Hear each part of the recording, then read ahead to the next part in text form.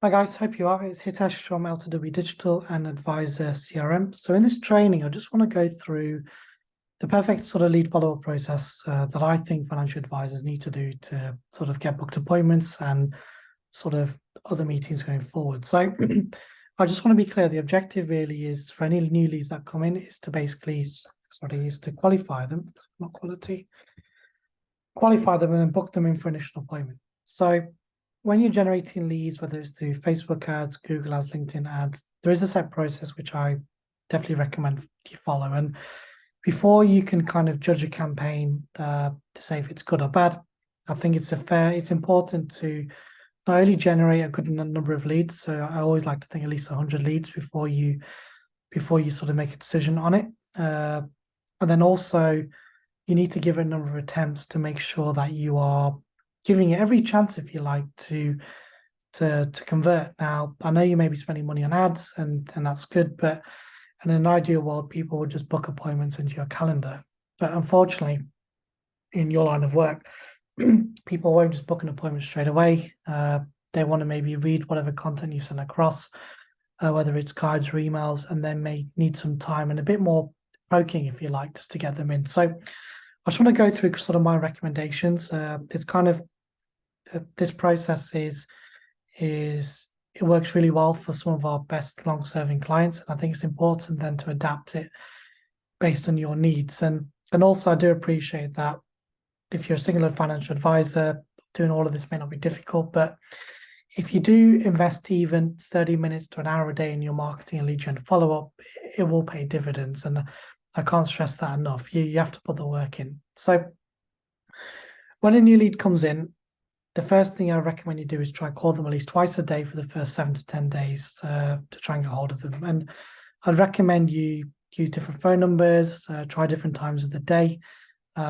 Saturday always works well too. So you got to bear in mind, depending on who you're targeting, some people may be at work or they may be with the kids. So you may need to get a bit creative in terms of sort of when you try them. At least once you then have done a number of calls, you can then see kind of when the best times of the day are for speaking to leads, and then also kind of you then know what's required in terms of number of touch points to get that initial conversation. Now, when you get them on the phone, our best clients actually don't try and speak to them there and then.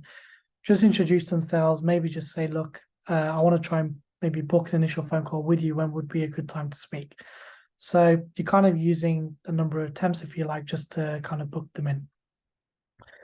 In terms of automation, I do recommend sending 4 to 7 emails during the first couple of weeks, and this should be value-based content, depending on kind of how you're generating the lead. So let's say it's sort of retirement planning, for argument's sake. You may want to send them some content around sort of retirement income, taxes, other considerations. You want to really sort of use it to add value to them. And basically, it'll also get them thinking about other questions in readiness for your call as well. It's also good to send an initial text message, kind of why do they request the guide? And the idea of text really is just to get into engagement. Don't use text messages as an opportunity to say, right, when do you want to speak? But use it as a way to start those conversations, build rapport with them, and really start to use it as another touch point as well, because you want the lead to actually remember having the conversation with you, whether it's through text or email. And when it comes to the appointment, there's a higher chance of them actually sitting the appointment and they actually then remember having that conversation with you.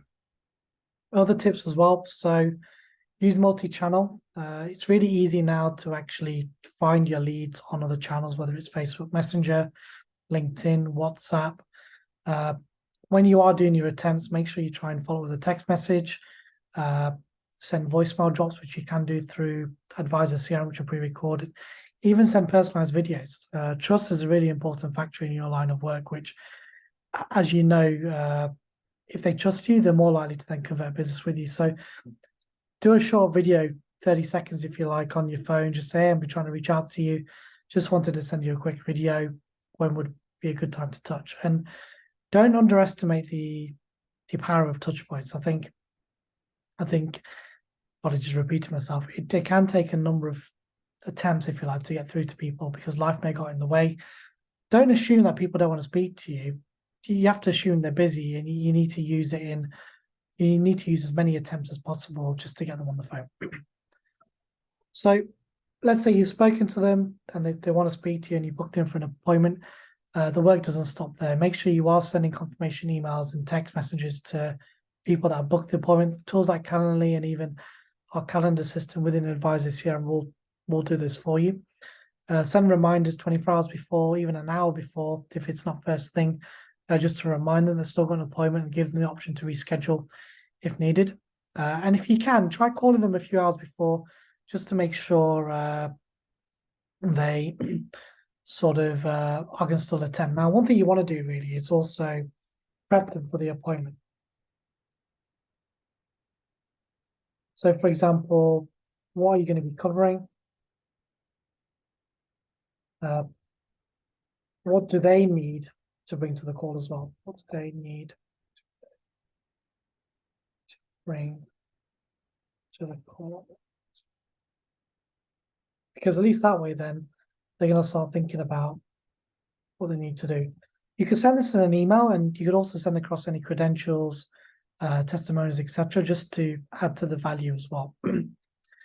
Now, during the call, during the appointment, obviously you're going to go through and discuss whatever it is you want to do with them. But I think the most important thing to do really is make it really clear what the next steps are. So, for example, if you need them to sign some documentation or get more information from them, make sure that's really clear. That's the first thing. You then want to follow up via email or text message just to confirm they know what their actions are.